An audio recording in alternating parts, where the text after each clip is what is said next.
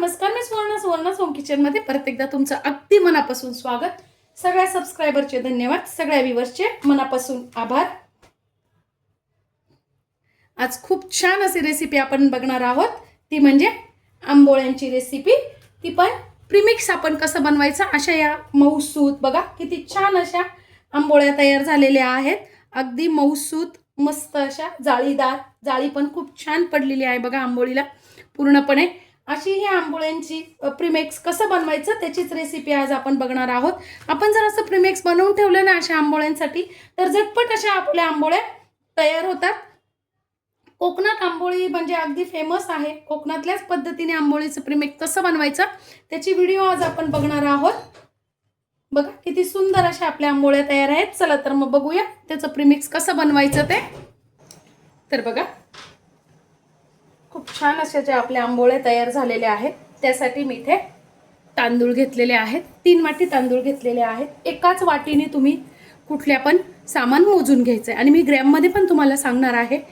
तर त्यासाठी मी इथे आपले रेशनचे जे जाड तांदूळ असतात ना तेच घेतलेले आहेत। तांदूळ मी स्वच्छ 3 ते 4 पाण्याने धुवून आणि एक रात्रभर पूर्ण वाळून घेतलेले आहेत। आता सध्या उन्हाळा असल्यामुळे 4-5 तासात पण तांदूळ छान वाळून जातात। फक्त आपल्याला तांदूळ वाळवताना काय करायचं, धुतल्यानंतर तांदूळ जेव्हा आपण वाळत घालतो ना ते उन्हात वाळत घालायचे नाही, आपल्याला कंपल्सरी सावलीत पंख्याखाली वाळवू शकतो आपण।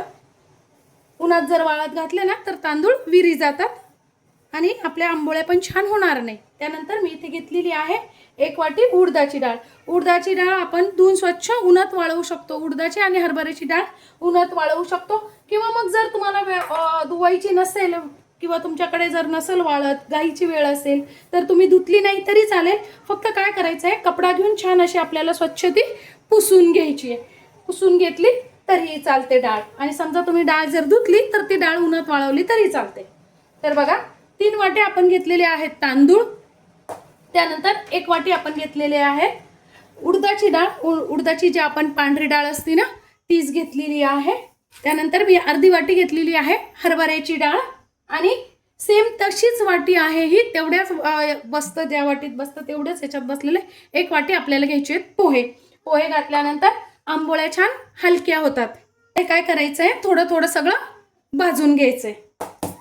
आपल्याला भाजून घ्यायचंय म्हणजे कलर वगैरे बदलेपर्यंत वगैरे अजिबात भाजायचं नाहीये।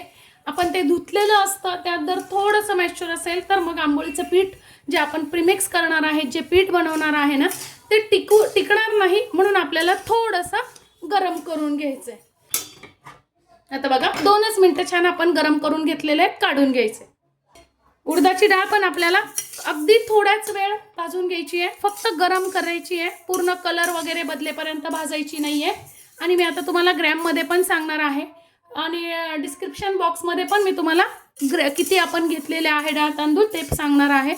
तर बघा मी आता वाटीचं प्रमाण तर तुम्हाला सांगितलेलंच आहे, ग्रॅम मधले पण सांगते। तर 600 ग्रॅम आपल्याला घ्यायचे आहेत तांदूळ। त्यानंतर 200 ग्रॅम आपल्याला घ्यायची उडदाची डाळ, 100 ग्रॅम आपल्याला घ्यायची आहे हरभऱ्याची डाळ, आणि 100 ग्रॅम आपल्याला घ्यायचे आहेत पोहे। म्हणजे बरोबर आपलं सगळं टोटल 1000 ग्रॅम होतं, म्हणजे 1 किलोचं हे प्रमाण आपलं तयार होतं। आता डाळ पण आपली गरम झालेली आहे, काढून घ्यायची। सगळं फक्त आपल्याला गरम करून घ्यायचंय, भाजायचं नाहीये। हरभऱ्याची डाळ पण आपली छान गरम झाली आहे, काढून घ्यायची।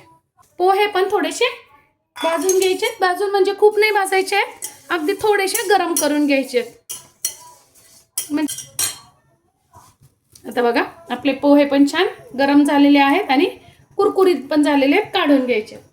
आता बघा छान सगळ्या वस्तू आपण गरम करून घेतलेल्या आहेत, ते आपण मिक्स करून घेऊया।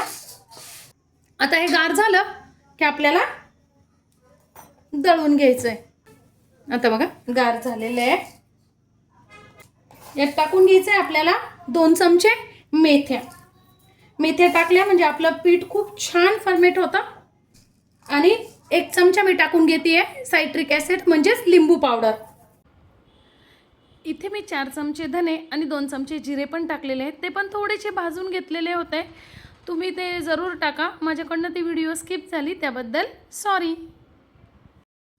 बघा छान असं जाडसर आपण 2 नंबरची चाळण लावून असं दळून आणलेलं आहे। तर असं पीठ केलं ना, आपल्याला भिजवावं तर लागतंच पीठ, पण आपला मिक्सर लावून वेळ वाया जातो ना, तो जात नाही. काही वेळेस लाईट असतात नसतात, पावसाळ्याची वेळ असते. आपण जेव्हा असं प्रीमिक्स करून ठेवतो ना, तर आपल्याला खूप छान अशा आंबोळ्या झटपट करता येतात. बघा, मी 1 वाटी इथे पीठ घेतलेलं आहे. 1 चमचा घेतलेला आहे मीठ. आणि ज्या वाटीने आपण पीठ घेतलेलं होतं ना, त्याच वाटीने मी आता पाणी पण घेतलेलं आहे. 1 वाटी पाणी मी सुरुवातीला घातले, अजून अर्धी वाटी पाणी मी घेतलेलं आहे. पीठ भिजवताना आपल्याला भांडं थोडंसं मोठं घ्यायचं आहे, कारण नंतर पीठ ते छान फुगतं. 1.5 वाटी पाणी आपल्याला लागलेलं आहे. आता हे आपल्याला 4 ते 5 तासासाठी छान भिजू द्यायचं आहे, म्हणजे छान ते आता फर्मेट होऊ द्यायचं आहे. तर तुम्ही रात्रभरासाठी पण ठेवू शकता. बघा, आता मी हे रात्रभरासाठी ठेवलं होतं. वा, छान आंबलं एकदम. असंच पीठ आपल्याला आंबवून घ्यायचं आहे. आणि तुम्हाला जर घाईची वेळ असेल ना, तर तुम्ही सोडा किंवा इनो वापरू शकता, अर्धा चमचा. आता यात आपल्याला सोडा इनो काही घालायची गरज नाही. असं प्रीमिक्स करून ठेवलं ना, तर आपला जो आपण मिक्सरसाठी जो वेळ जातो ना, तो जात नाही. आणि पावसाळ्याच्या आधी जर असं पीठ तुम्ही तयार करून ठेवलं ना, पावसाळ्यात लाईट असतात नसतात, तर आपल्याला पटकन अशा आंबोळ्या करता येतात. बघा, मस्त जाळी पडलेली आहे पिठाला अगदी. तवा छान तापवून घ्यायचा आहे आपल्याला. खूप जास्ती पण तापवायचा नाहीये आणि खूप कमी पण नाही, मीडियम असा छान तवा तापवून घ्यायचा आहे. बघा, किती छान अशी जाळी पडलेली आहे आंबोळीला. मस्त एकदम. खूप जाडही नाही आणि खूप पातळही नाही, अशी आंबोळी आपल्याला छान तव्यावर पसरवून घ्यायची आहे. दोन्ही बाजूनी बघा, मी छान अशी आता ही शेकून घेतलेली आहे. वा, कलर पण खूप सुंदर आलेला आहे. मऊसूत अशी आपली आंबोळी तयार झालेली आहे. अशा या आंबोळ्या आहेत ना, हिरव्या चटणी बरोबर खायला खूप छान लागतात. तुम्ही बटाट्याच्या भाजी बरोबर पण खाऊ शकतात. बटाट्याच्या भाजी बरोबर पण खूप छान लागतात.